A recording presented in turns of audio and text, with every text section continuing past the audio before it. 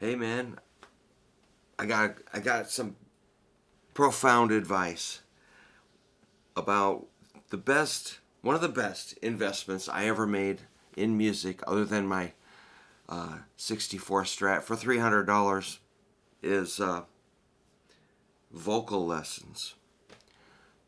So I didn't get into singing because I thought I was a good singer. I got into singing because that's just part of the gig. If you're like, I don't sing, you're just not valuable as a band member. Plus, there were songs I wanted to do that if I didn't sing them, I couldn't play them. So I just had to try. And with, you know, not the greatest results, but if I was in a band with a singer or a cover band, that let's say we've got a featured singer or two, and or maybe three, we would rotate and okay, Brook, you're gonna do like one song per set or more, and I'd have to do my token songs and try to compete with people that were vocalists. Maybe some were trained and presented themselves as a vocalist. I present myself as a guitar player, and so trying to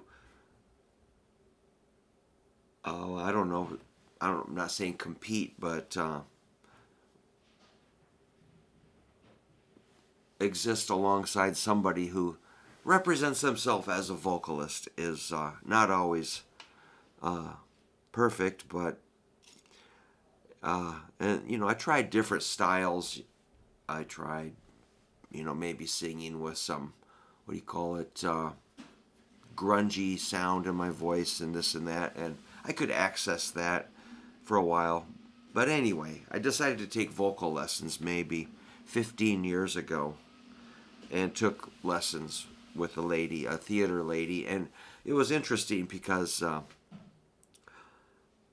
just start out as first thing she does is play the piano and finds my range, but I've got a good point. I'm going to get to where this all where this ends up. So just let me tell you a couple little things that are kind of fun. But she would get my range dialed in, and we do some practices and this and that, and she would have me learn a song. And one song she had me learn was "Hey Jude," which not my favorite song, really. Just I had the 45 when I was a kid, and I just listened to it over and over, going, "Man, will this ever end?" But she had me do that part, uh,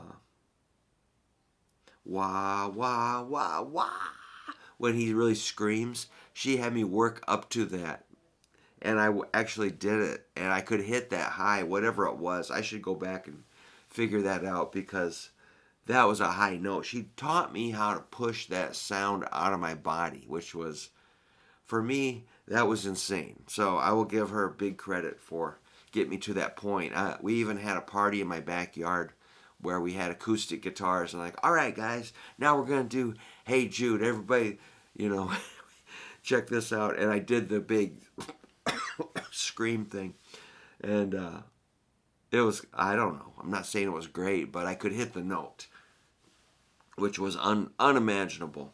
So that was my first vocal teacher, and we kind of had scheduling problems. We just sort of quit meeting.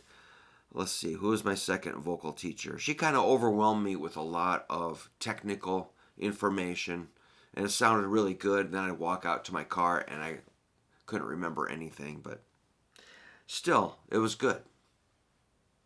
My third vocal teacher was a little more non-traditional, and we would just kind of work on like 1 3 5 or 1 2 3 4 5 5 4 3 2 1 5 1, stuff like that, and just real simple stuff. But she taught me how to breathe. That's the main thing, is how to support breath support through your diaphragm. And I think I was singing from like just air from here on up, but they teach you how to find this, how to hold air and push it out. It's the good comparison is if you take a balloon and you blow it up with air and you let the air squeak out and let it go small, really slow. That's your diaphragm letting, or your air comes out really slow and controlled versus blow it all out and then you're done. So where this all go, where we end up here is confidence.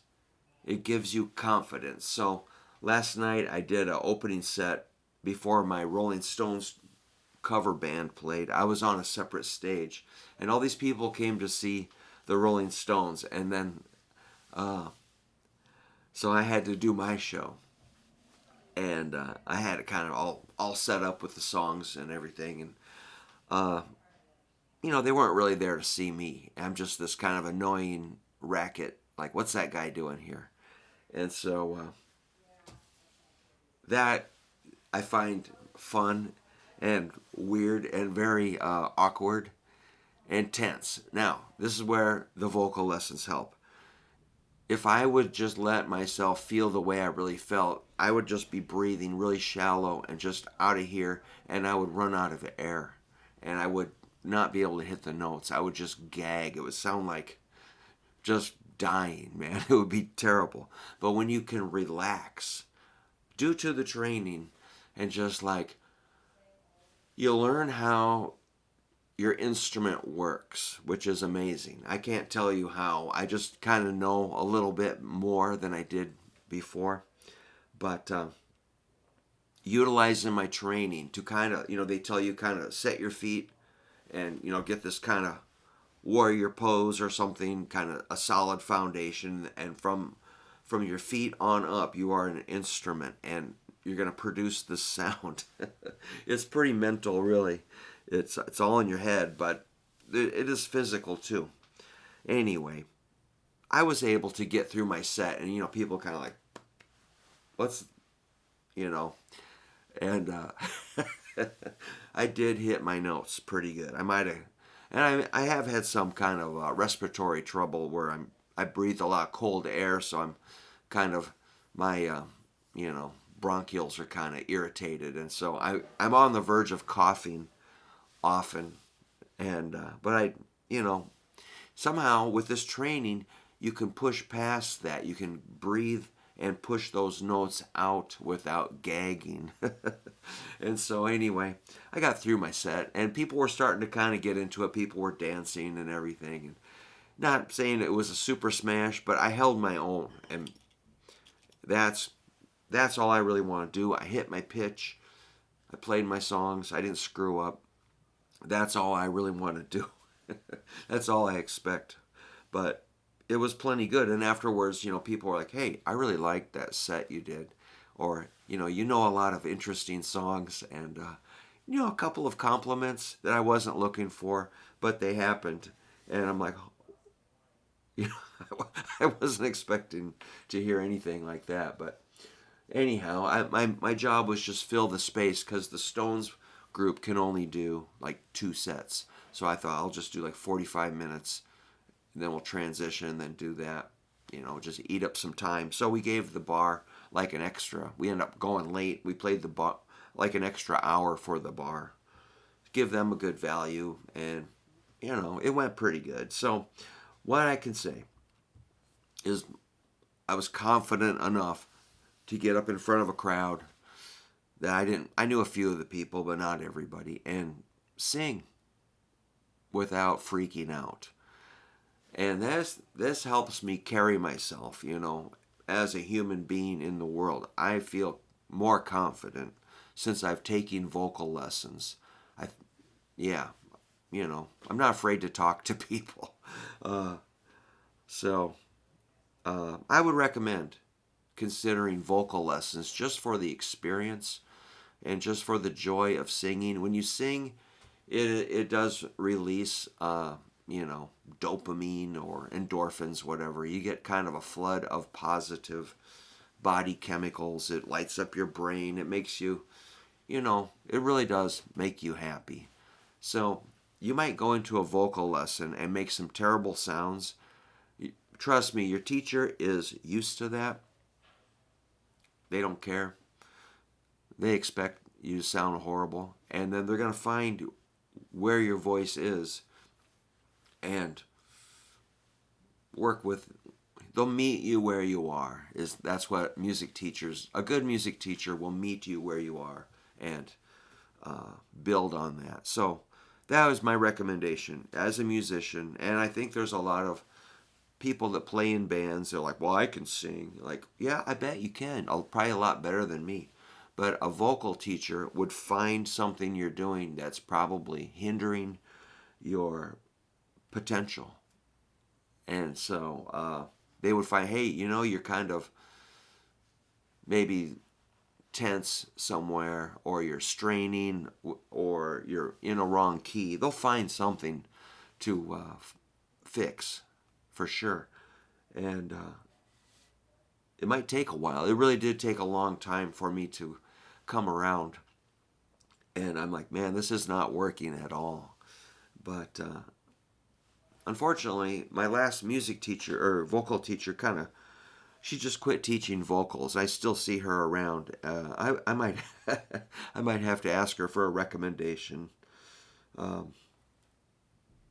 because I would really love to go back and do more vocal lessons. And just, okay, I'm going to close it up with one thing. I'm going to show you my microphone. I got this amazing microphone from Mutant Mics, and I thought I lost it last night because I had this on my stage, and then I went up to the big stage and played, and I went back to my stage. Where is it? Well, it turns out I had put it in a bag and took it to the big stage, but I was sure this thing was gone. It's like a Mutant Mics. It's like a Shure 57 or something, and then they put a Beta 58 element in it. Not only does it look pretty cool, but it's got this blue cloth, and it's got a LED in it. So when you connect the XLR, you can access the